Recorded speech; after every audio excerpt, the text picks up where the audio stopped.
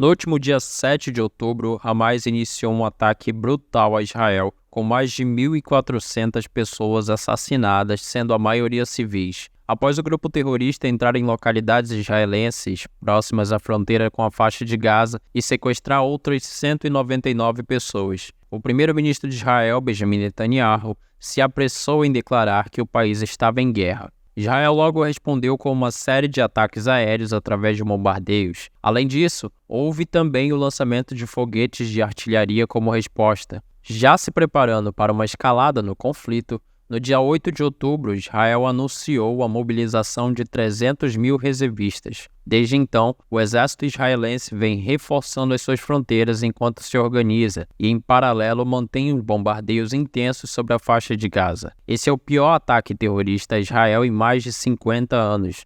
Israel sabe que precisa dar uma dura resposta, portanto, uma invasão terrestre à faixa de Gaza é muito provável. Neste vídeo, vamos explicar como deverá ser a ofensiva e como Israel pretende tentar destruir o Hamas. Além dos reservistas israelenses convocados, é necessário considerar também os militares da ativa. Dos aproximadamente 360 mil militares, cerca de 126 mil são soldados do exército em serviço ativo. Mas, dada a natureza do conflito atual, uma ofensiva é iminente. E aqui, se estivéssemos falando apenas da faixa de Gaza, todo esse contingente poderia ser desnecessário ou até exagerado. Isso porque a faixa de Gaza é uma área relativamente pequena, mas é uma das regiões com maior densidade populacional do mundo. Estima-se que cerca de mais de 2 milhões de palestinos vivam na faixa de Gaza. Agora, o Hamas, que governa politicamente a faixa de Gaza há 15 anos e tem a sua própria força militar, para simplificar, estima-se que cerca de 15% da população masculina esteja pronta para o início da guerra na faixa de Gaza, o que significa aproximadamente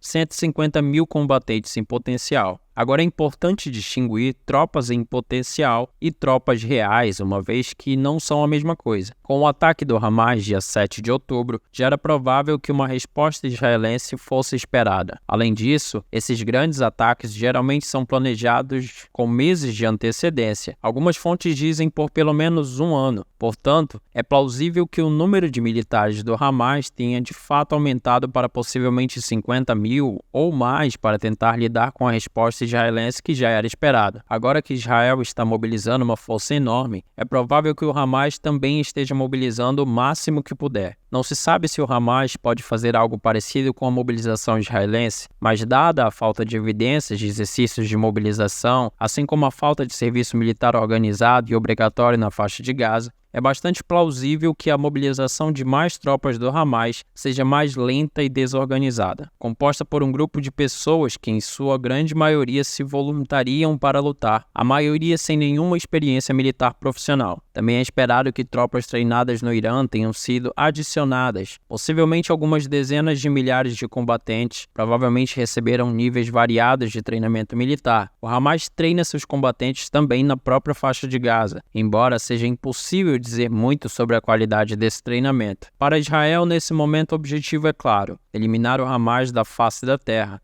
o que não pode ser feito sem entrar na faixa de Gaza. Um dos primeiros passos já foi dado pelo exército de Israel, onde os ataques aéreos e artilharia contra alvos específicos e infraestrutura começam a maximizar os danos. Outro alvo está sendo a grande rede de túneis subterrâneos, onde o Hamas armazena parte de seus foguetes e armamentos. Para isso, Israel faz uso de bombas do tipo Bunker Buster, com tecnologia desenhada para detonar somente alguns metros de profundidade após cair no terreno, sendo esse um dos recursos mais eficientes para estruturas subterrâneas. E aqui não estamos falando de simples túneis de terra no estilo Vietcong, mas de túneis bastante espaçosos, como paredes de concreto e eletricidade escavados com ferramentas profissionais. Os militares israelenses disseram que alguns túneis custam alguns milhões de dólares para serem construídos. Eles não são tão fáceis de detectar. Apesar de Israel ter criado barreiras e sensores antidrone túneis subterrâneos ao redor de Gaza. Existem também equipamentos e armamentos contrabandeados para Gaza, e até mesmo financiados pelo Irã, por exemplo. Mesmo que Israel controle os acessos à faixa de Gaza, é possível que eles tenham desde óculos de visão noturna, miras térmicas e até minas, e até mesmo armas antitanques. Na faixa de Gaza, as construções basicamente possuem 1, 2 ou mais de 3 andares. Dificilmente há um local que não seja vigiado por várias janelas vindas de várias direções, a não mais do que algumas centenas de metros de distância. E é importante considerar que muitas dessas estruturas vêm sendo bombardeadas, criando assim um ambiente extremamente difícil para a operação urbana com o uso de tanques Merkava Mk4 pelo exército israelense, assim como alguns escombros serão suficientes para dar cobertura às tropas inimigas poucos minutos após as explosões, o que em parte é a razão pela qual Israel mobilizou tantas tropas. Ir de porta em porta é a única maneira de varrer a faixa de Gaza, e por isso não deve ser uma operação rápida, até mesmo para minimizar o número de baixas. Certamente os israelenses irão se deparar em vários momentos não apenas com fogo inimigo vindo de uma direção, mas de várias direções, e isso deve ser usado como vantagem pelos combatentes do Hamas,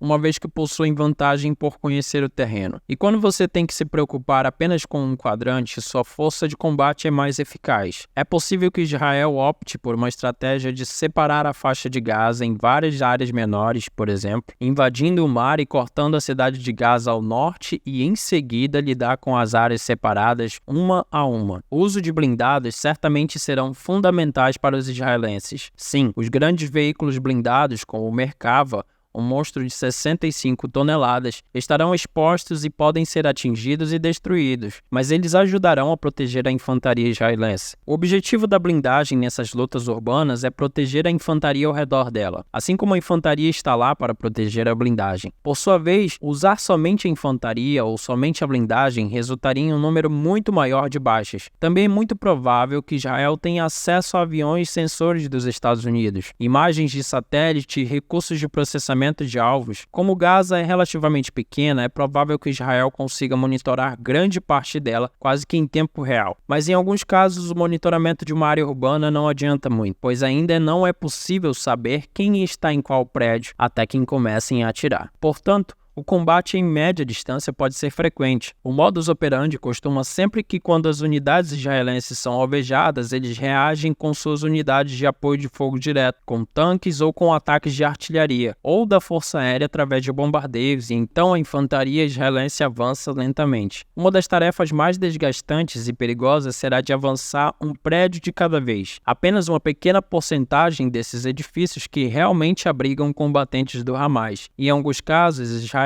poderá utilizar somente a sua força aérea e não se preocupar com contra-ataques. À medida que se aprofunda no terreno, Israel detectará cada vez mais túneis do Hamas e os fechará, assim como espera eliminar lideranças do grupo no caminho. A segunda parte da operação, muito mais longa e muito mais difícil, será de lidar com a guerra de guerrilha, com pequenos grupos armados para emboscadas, tática essa que o Hamas certamente usará. Mas Israel também não precisa ir tão longe e limpar tudo na faixa de Gaza.